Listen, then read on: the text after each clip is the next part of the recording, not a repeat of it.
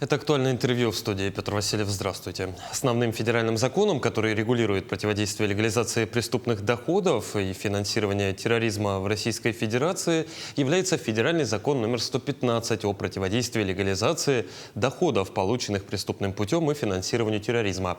Закон принят в 2001 году и с тех пор неоднократно менялся и дополнялся. Об ответственности за нарушение данного закона мы сегодня поговорим. Наш гость студии Толурхан Аргунов, прокурор отдела по экономике и экологии прокуратуры Республики Саха-Якутия. Толурхан Семенович, здравствуйте. Здравствуйте. Давайте для начала вот о чем. 115 ФЗ, в народе известный как антиотмывочный закон. Какие ключевые понятия он определяет? Основные ключевые понятия определены в статье 3 Федерального закона о противодействии легализации отмыванию доходов, полученных преступным путем, и финансированию терроризма. К основным относятся доходы, полученные преступным путем. Это те доходы, полученные в результате совершения преступления. Легализация отмывания доходов, полученных преступным путем, это придание правомерного вида владения и пользования денежных средств и иного имущества, полученного в результате совершения преступления. То есть сама суть 115 ФЗ какова? 115 федеральный закон часто называют антиотмывочным. Его главная цель — ограничить оборот незаконно полученных средств и предотвратить возможное финансирование терроризма и экстремизма. Незаконно полученных средств, то есть средств, которые Как определить, какие средства, точнее, являются незаконно полученными, чтобы не попасть под 115 ФЗ? Настоящий федеральный закон в первую очередь направлен на защиту прав и законных интересов прав граждан, общества и государства и создание правового механизма противодействия нарушениям в рассматриваемой сфере. Статьей 14 закона определено и установлено, что надзор за исполнением данного федерального закона возложен на генерального прокурора Российской Федерации и подчиненных ему прокуроров. В связи с этим надзор в данной сфере является одним из приоритетных направлений надзора. Прокуратура Республики во взаимодействии с правоохранительными и контролирующими органами Центральным банком России, Росфинмониторингом и органами налоговой службы наложено должное взаимодействие, направленное на результативное и эффективное противодействие нарушениям в названной сфере. Так, за прошлый 2024 год органами прокуратуры принято более 47 актов реагирования. К установленным законом ответственности привлечено 30 лиц. Если говорить про на что направлено антиотмывочное законодательство, то антиотмывочное законодательство направлено на отслеживание сомнительных финансовых операций целью последующего выявления источника дохода, источника получения незаконного дохода. А чем опасно попасть под закон 115 и кто вообще, как говорится, подпадает? Получается, операции с денежными средствами, подлежащие обязательному контролю, указаны в статье 7 Федерального закона 115. К примеру, если сумма операции составляет 1 миллион и более при приобретении физическим лицом ценных бумаг за наличный расчет. Еще раз отмечу, что федеральный закон в первую очередь направлен на защиту прав и законных интересов граждан, и в случае, если операция прозрачна, то и не вызовет сомнения у финорганизаций либо у правоохранительных органов. Смотрите, тогда сразу вопрос в кассу, как говорится.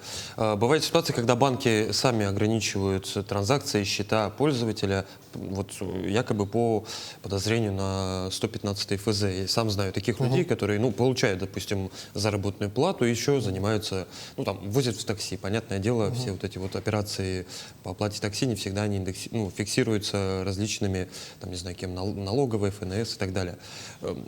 Блокируют счета по 115 ФЗ по подозрению. Что делать в таких случаях? Причем, если ты действительно знаешь, что ты не финансируешь терроризм, не занимаешься отмывкой средств. В данном случае по данному федеральному закону на банке возложена обязанность по контролю сомнительных финансовых операций. В случае выявления таких операций, это, как правило, переводы крупных сумм, либо же перевод крупной суммы и сразу же ее контрагент обналичивает, то в данном случае у банка есть сомнения и подозрения, и он приостанавливает операции по счету в течение 5 рабочих дней. Финорганизация запросит у лица физического либо руководителя организации документы, подтверждающие правомерность данной транзакции. Полученных средств. Да. Мы, если говорим о крупной сумме, о каких суммах может идти речь? Ну, для каждого, понятно, Да. разное. Ну, внутренний вот, обязательный контроль предусмотрен в случае, если сумма операции составляет миллион либо выше, либо эквивалент в иностранной валюте. Единовременное, то есть не за год. Да, единовременно. Хорошо. Говорить о блокировке карты 5 дней. Да, 5 рабочих дней. Как защитить себя от таких случаев, чтобы, ну, понятно, честному гражданину, который никак не связан с пособничеством терроризму и прочим организациям, как не попасть под 115 ФЗ?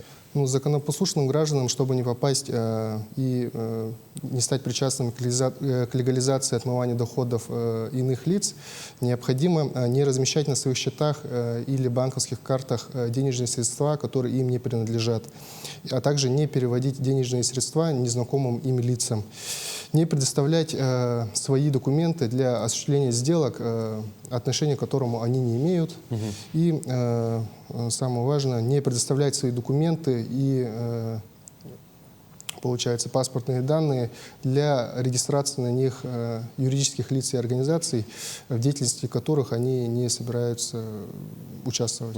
Ну и если есть какая-то иная деятельность, которая совмещается с основным трудоустройством, регистрироваться как ИП или частный предприниматель, чтобы все было прозрачно.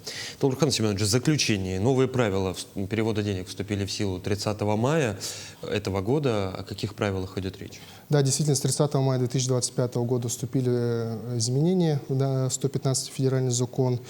Здесь имеются ограничения в части максимального лимита осуществления перевода денежных средств в размере 100 тысяч без открытия счета. В данном случае лицу необходимо пройти полную идентификацию личности, то есть предоставить документы и адреса регистрации и проживания и сведения о лице, которому осуществляется перевод.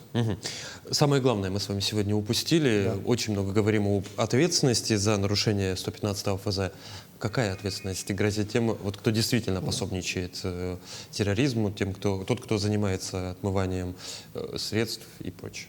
Ответственность предусмотрена статьей 13 115 федерального закона. Это административная, гражданская и уголовная ответственность. В Кодексе Российской Федерации об административных правонарушениях предусмотрена административная ответственность статьями 15.27, 15.27.1, которыми предусмотрены штрафные санкции в размере более 60 миллионов рублей.